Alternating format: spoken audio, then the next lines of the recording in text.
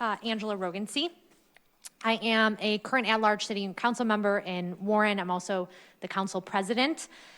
Thank you very much for the opportunity to testify. I was here last week as well. These are important issues to me and the folks that I represent. I'm here in support of the bill package that you have regarding manufactured housing. Warren has over a dozen mobile home parks. They provide a lot of affordable housing options for our residents. Warren is a pretty mixed socioeconomic community, and we welcome the opportunity to have more affordable housing options. However, many of our parks are in tremendous disrepair. In the summer of 2022, I was asked to get involved in a situation with one of our parks. It's called Landmark Estates. We had our city attorney as well as our building department who are struggling to get the owners to follow any kind of action plan or have any real authority. I have been fighting for those residents now for the past 2 years. I have provided you a copy of a presentation I gave to our city council in 2022 at the time, and unfortunately in this particular park and many other parks, not much has changed beyond some blighted trailers having been removed. But beyond that, there are still trees growing through folks' homes. I will say the rat condition has improved somewhat. They're not as horrible as they were before. I'd encourage you to look at the pictures. I have many more photos to share. Senator Chang has been out to the park as well as our entire state delegation. After seeing the conditions that residents were living in, as I did tours of the mobile homes, I was frankly appalled. Residents showed me where they stuffed cloth in holes in their trailers to keep rats from further eating through their walls of their trailers. I had a family of 5 sleeping in one room because the rat infestation was so horrible that they couldn't find one other than one room to protect their family from rats.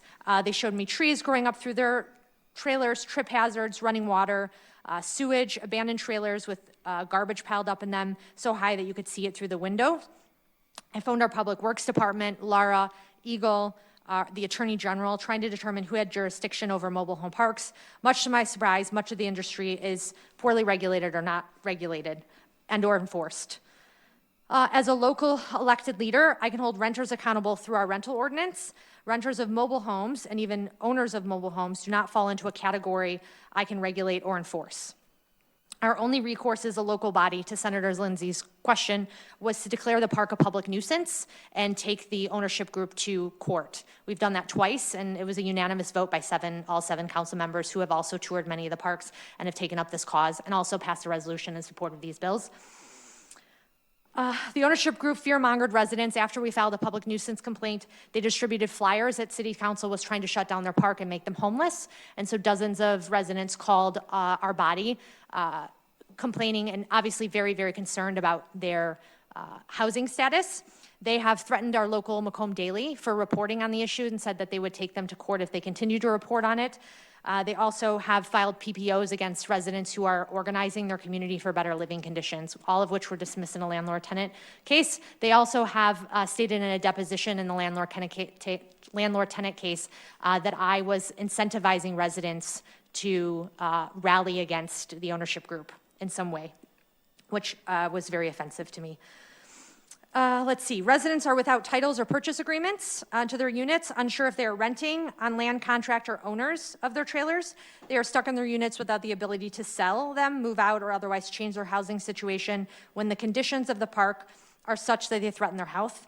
I cannot really do anything about this situation, unfortunately. The city of Warren tests our water into the park hookup.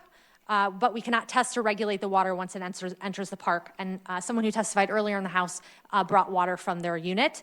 Essentially, Eagle treats it as a private well, and so the owner of the park is responsible for the quality of water. And if you see the conditions of the park, I don't think many of us would want, many of the parks, we would want to be drinking the water, and there's no recourse, there's no regulation over it.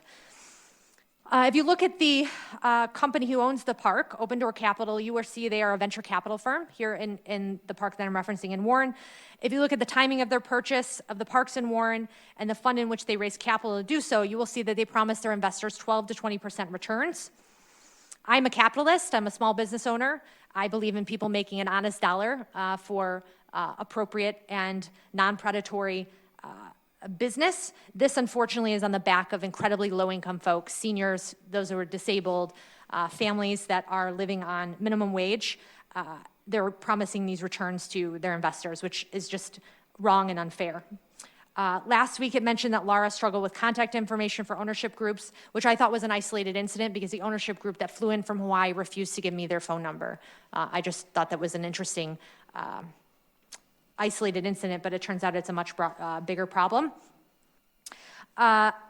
I have spent about 20 years working in human services, including homeless services, Section 8 housing, community mental health, substance abuse treatment, corrections education and transition services, anti-human trafficking for young girls and sex work, workforce development for low-income folks, and low-income education. And in all those years, I have never seen worse living conditions than the folks in some of our parks. On behalf of my neighbors and the folks in our parks who cannot attend today, I beg that you help me to help them. I don't know if it's Lara or other places that need to be doing this work, but it is incredibly frustrating to be a public servant who can do nothing for the residents time and time again when they're living in just conditions you would not want your family to be living in. And it's just very, very unfair. As legislators, you know that we pick our battles, and we have to pick which hills we're going to die on. This is a battle and a hill that I will absolutely die on. And so I will continue to advocate for the residents in Warren and beyond in the state of Michigan because they deserve better, and we have failed them miserably. Thank you.